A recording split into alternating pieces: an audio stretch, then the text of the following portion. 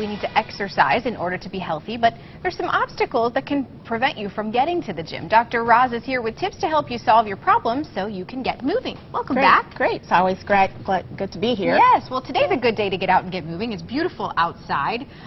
Get some sunshine. But there are some issues that maybe people, besides, hey, I just don't want to. People really do want to, but there's some problems that can. There can be a lot of simple barriers that you just need to get rid of. It's all about closing circles so that you can move on to whether it's exercising or planting a garden or whatever. So it's how to close those circles and eliminate some of the things that get in the way. Okay. Yeah. And when people are thinking about, you may be getting outside, you may be going into the gym, but you want to make sure you see your doctor and that you are in tip-top health condition to be able to start a new routine. But let's talk about bladder problems first. Yeah, well, a leaky bladder is a very common problem that women experience. In fact, 1 out of 3 women will have problems with their leaky bladder.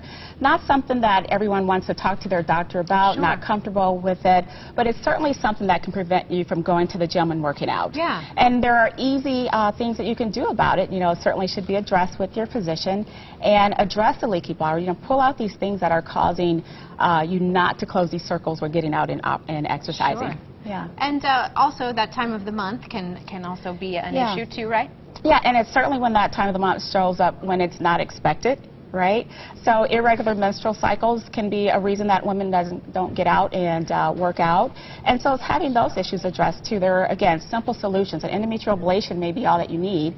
A lot of times women prevent or maybe won't have it addressed thinking that they have to have a hysterectomy, and you don't. There are some simple solutions to eliminating that barrier. Really good. So if you have some heavy menstrual bleeding, talk to your doctor about that and get it squared away so you can get to the gym or get outside. Exactly. What about the people, that are home that just feel like, going out and getting to the gym, I'm kind of ashamed of the way I look. I don't want to get out and do that. That can also be a hindrance. Oh, absolutely can, whether you call it your muffin top or just plain outright belly fat. And how to get rid of belly fat. And it's really something called insulin resistance. We have insulin to take in, the glucose that we use, but if the cells aren't recognizing it and you crave sugars, you want more and more, and you're still not using it, you're packing it. And so there are some things that you can do to eliminate that. And so that's not the barrier that's preventing you from working out. Yes. Yes. And talking about the thing I said earlier, maybe you don't necessarily feel like it. What if you're too tired? Well, if you look at it, all of these things, it's a cumulative effect. All of these things work against you, and it's not closing these circles. But B12 shots is one of my favorites. I take it once a month, actually. Gives you extra energy, and make sure that you're putting good food in your body. And if you have this thing called insulin resistance and it makes you crave sugars, that's not doing you any good. No. Yeah, and that's going to make you sluggish for sure.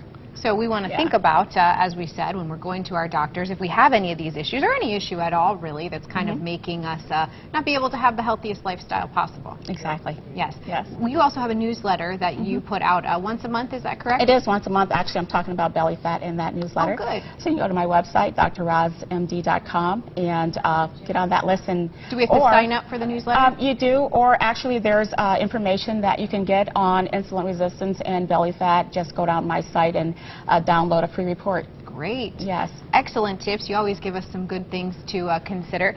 You can always visit Dr. Roz there at Sycamore Hospital in Miamisburg, and the drrozmd.com for more information. Of course, sign up for that newsletter. Thank you.